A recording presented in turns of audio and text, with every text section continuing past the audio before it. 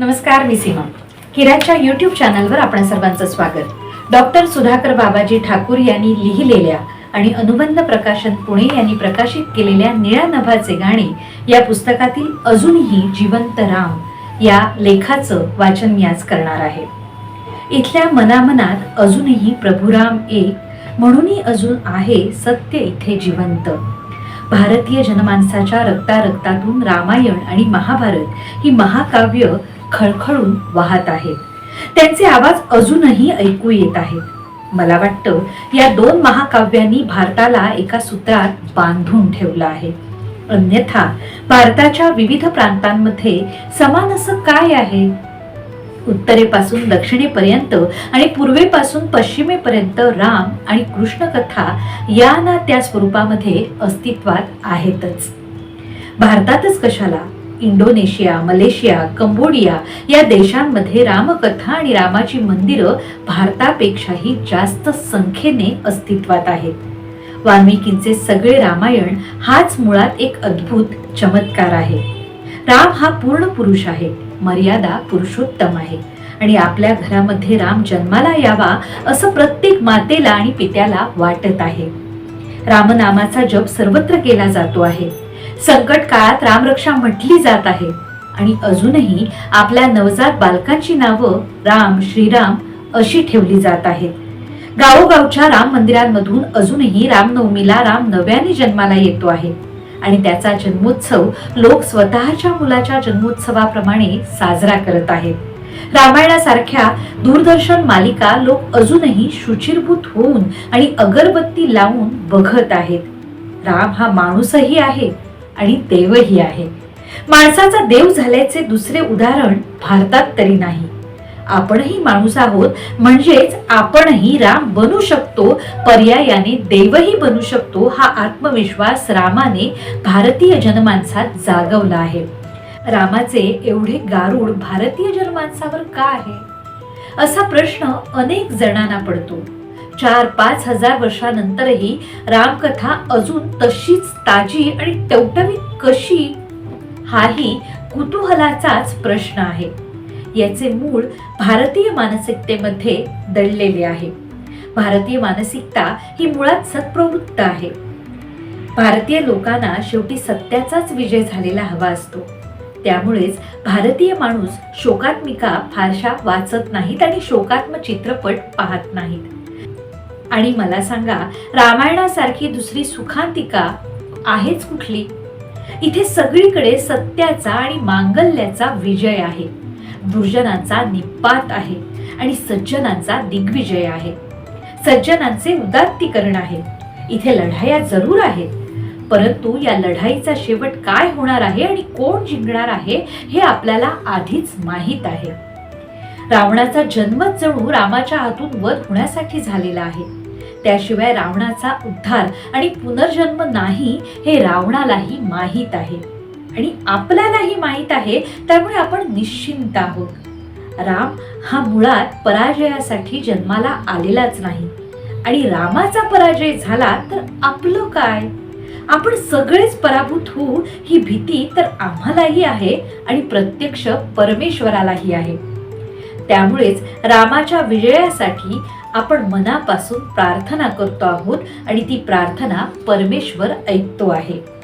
असं म्हटलं जातं की जीवन काय आहे हे आपल्याला महाभारत सांगतं आणि जीवन कसं असावं हे रामायण. रामायण हा आदर्शांचा वस्तुपाठ आहे.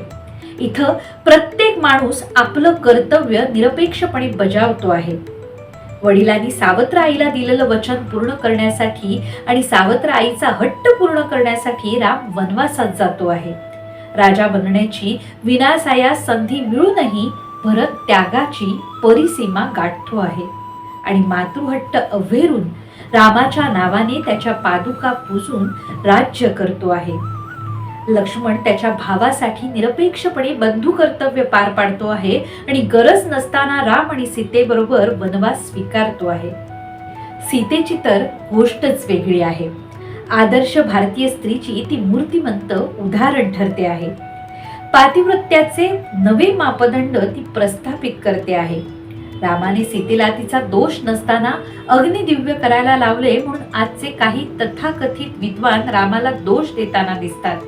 रामाला सीता निर्दोष आणि पवित्र आहे हे पूर्णपणे माहीत आहे, तरीही लोकापवाद दूर करण्यासाठी, लोकांच्या मनातील शंका दूर करण्यासाठी तो सीतेला अग्निदिव्य करायला सांगतो आहे. सीता पवित्र असल्यामुळे ती या अग्निदिव्यातून तावून सुलाखून तेजाळून प्रकट होईल हे रामाला आणि सीतेलाही माहीत आहे. मला एका गोष्टीचं फार आश्चर्य वाटतं. शेक्सपियरच्या ज्युलियस सीझर मधला सीझर म्हणतो, my wife should be beyond doubt. म्हणजे सीझरची पत्नी संशयाच्या पलीकडे असली पाहिजे. सीतेला अग्निदिव्य करायला लावणाऱ्या रामाची आणि ज्युलियस सीझर लिहिणाऱ्या शेक्सपियरची भूमिका एकच कशी? तत्व आणि विचार किती कालातीत आणि देशातीत असतात नाही. रामायणामधील खलनायक रावण हा आपल्याला खलनायक वाटतच नाही. सीता ताब्यात असूनही तो सीतेची विटंबना करीत नाही. शिवभक्त रावणाचा राम जेव्हा वध करतो तेव्हा रावणाबद्दल आपल्या मनात अपरंपार अनुकंपाच दाटून येते. तोच प्रकार कैकेयीचा आहे.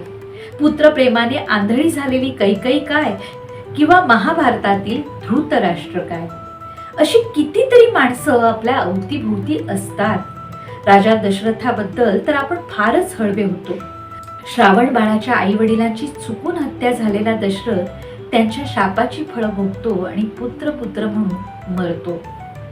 अशी वेळ कुठल्याच बापावर कधीच येऊ नये असं आपल्याला वाटत आहे. राममाता कौसल्या, लक्ष्मण माता सुमित्रा या त्यांच्या त्यांच्या नशिबाचे भोग भोगत आहेत. केवढा मोठा कॅनव्हास वाल्मिकीने उभा केला आहे. राम मर्यादा पुरुषोत्तम आहे. सर्व भारतीय जनतेचा नायक आहे. पुरुष कसा असावा याचे तो मूर्तिमंत उदाहरण आहे. श्यामलवर्णीय राम हा देखणा तर आहेच, परंतु तो सद्गुणांची खाण आहे. स्वतःची सगळी कर्तव्य तो आनंदानं निभावतो आहे. कुठला मुलगा बापाने सावत्र आईला दिलेलं वचन पूर्ण करण्यासाठी 14 वर्षांचा वनवास स्वीकारेल? आजकाल दुसऱ्याची सत्ता ओरबाडून घेण्याच्या जमान्यात कोणता भाऊ आपल्या लहान भावाकडे सत्ता सोपवून वनवासात जाईल? आणि आता कोणता लहान भाऊ आपल्याला मिळालेली सत्ता मला नको आहे असं म्हणेल? कोणता भाऊ लक्ष्मण होऊन आपल्या भावासाठी वनवास पत्करेल? कोणता हनुमान आपल्या दैवतासाठी 7 समुद्र पार करेल आणि लंका दहन करेल? सत्तेवरून पाय उतार झालेल्या आपल्या नेत्याला वर्षभरात विसरून जाणारी आजची जनता कुठे? आणि 14 वर्ष रामाची वाट पाहणारी आणि त्याच्या स्वागतासाठी पायघड्यात अंथरणारी अयोध्या नगरी कुठे? संपूर्ण रामायण म्हणजे एक आदर्श कथा आहे. सगळी रामकथा म्हणजे एक मंगल गाणं आहे. हे गाणं आपल्याला पुन्हा पुन्हा ऐकावं, म्हणत राहावं असं वाटतं. उगा का गदिमांचे गीत रामायण अजूनही रसिकांच्या हृदयावर अधिराज्य गाजवत आहे. उगा का रामकथेवर इतके चित्रपट, नाटक निघत आहेत. रामलीला साजऱ्या होत आहेत. विजयादशमी साजरी होत आहे. तरीही काही लोकांना अजूनही राम खरोखरच होता का याबाबत प्रश्न पडतोच. अशा लोकांचे तो रामच भले करो. आणि आपण एक वेळ धरून चालू की राम प्रत्यक्षामध्ये नव्हताच, पण त्याने फरक काय पडतो? देव तरी आपल्याला कुठं दिसला आहे? परंतु देव आहे असं आपण धरून चालतोच की. हजारो वर्ष राम आपल्या हृदयामध्ये ठाण मांडून बसला आहे म्हणजे तो आहेच. त्याला आपल्या हृदयातून घालवायचं म्हटलं तरी तो जाणार थोडाच आहे. आणि समजा तो गेलाच तर तिथे बसवायला दुसरा कोण उपलब्ध आहे? त्यामुळे राम नव्हताच असं म्हणणारे रावण समाजामध्ये कितीही संख्येने असू देत, आपण मात्र राम होताच हे सत्य कधीही नाकारू नये. आपण रामाचे वंशज आहोत ही खुणगाठ मनाशी पक्की बांधावी. रामाचे रक्त आपल्या शरीरामधून वाहत असल्याने रामाचे गुण आत्मसात करण्याची जबाबदारी पर्यायाने आपल्यावर आलीच. त्याच्यासारखे अनेक राम निर्माण झालेले प्रभू श्रीरामाला नकोसे थोडेच होणार आहेत. एखाद्याच्या जीवनामध्ये राम नाही असं आपण सहज म्हणून जातो, कारण राम नाही तर काहीच नाही हे आपल्याला माहीत असतं. मला खात्री आहे राम अजूनही जिवंत आहे. आपले पंचप्राण सोडताना त्या महात्म्याने म्हटलेले हे राम हे शब्द अजूनही आपल्या भोवती गुंजत आहेत. हे शब्द आपण मनामध्ये साठवून ठेवू आणि इथं पुन्हा एकदा रामराज्य प्रस्थापित करू। धन्यवाद। व्हिडिओला लाईक करा, शेअर करा, सबस्क्राईब करा आणि किरात चॅनलवरील नवनवीन व्हिडिओज पाहण्याकरिता बेल आयकॉनला क्लिक करा।